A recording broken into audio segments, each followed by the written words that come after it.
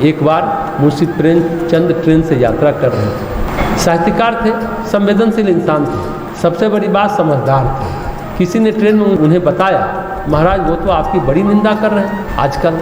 प्रेमचंद ने कहा, अच्छा वो निंदा कर रहे हैं, उनका तो हमने कभी भला किया ही नहीं। कैसे?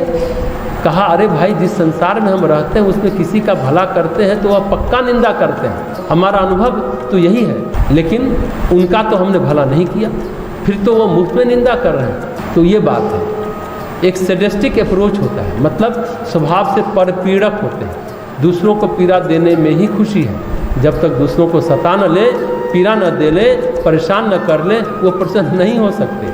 पर पीड़ा, दूसरों को कलपते देखें, बिलखते देखें तो खुश होते हैं। परहित हानि लाभ जिन्हें, दूसरे के हित की हानि हो जाए तो उनका लाभ है।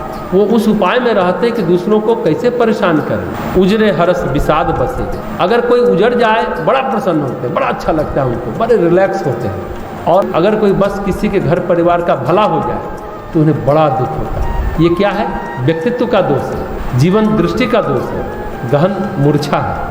सबसे बड़ी बात है, दुष्टता को एक पंक्ति में परिभाषित की जाए तो जीवन जितना आत्म विमुख होता है, जीवन जितना अहं केंद्रित होता है, उतना ही आदमी परपीड़क हो जाता है, उतना ही व्यक्ति दुष्ट हो जाता है। दुष्ट व्यक्ति का आयाम गिनाए जाए तो गोस्वामी जी कहते हैं उनकी प्रकृति में दोष है, व्यक्तित्व में दोष है, वो सुधर नहीं सकता, वैसा ही रहेगा। उसके साथ आपको सोच कर चलना है। जैसे किसी जंगल में जाते हैं, कहते हैं शेर यहाँ है, शैतान यहाँ है, तो क्या हम उम्मीद करते हैं कि शेर सुधर जाएगा, शैतान सुधर जाएगा? बिल में सांप रहता है तो सांप सुधर जाएगा? नहीं, वे नहीं सुधर सकते।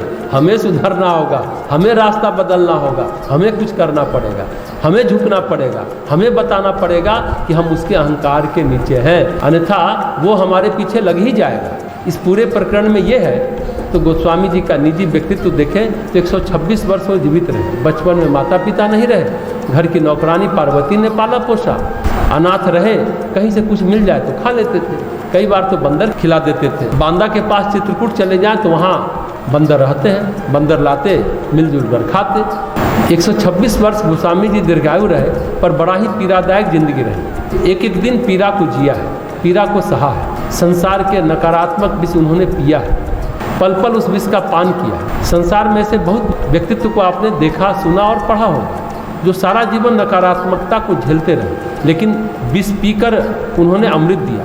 तो एक गोस्वामी तुलसीदास, दूसरे पितामह भीष्म, सारी भावनाओं का छल भीष्म के पास होता रहा। गोस्वामी शुद्ध और पवित्र भाव से विवाह किए, पत्नी मिली, पर वहाँ भी अहंकार पत्नी का, पत्नी चढ़ बैठी। गोस्वामी जी का तो इतना ही दोष था, मायके में पत्नी थी, उसको देखने रात में गए, नदी पार करके, उसमें भी व्यंग।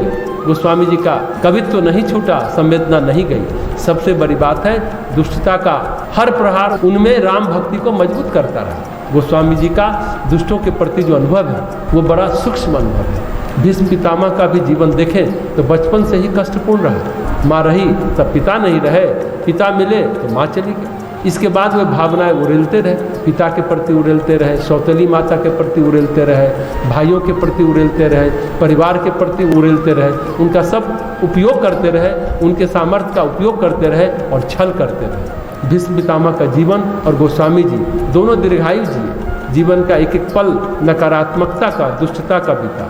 दुर्योधन के साथ रहना आसान काम था क्या? जो व्यक्ति त्यागी बैरागी हो, धृतराष्ट्र जैसे महान व्यक्ति के साथ रहना आसान कार्य था क्या? शायद परमात्मा की यही लीला कि दुष्टों के साथ रहकर जीवन के सभी दोष परमात्मा निकाल देता है। इसलिए गोस्वामी जी दुष्टों की वंदना करना सीख गए। इसलिए बहुरी बंदी खलगन सती भाई, मैं दुष्टों को सच्चे भाव से प्रणाम करता हूँ। तो आज की बात समाप्त करते हैं।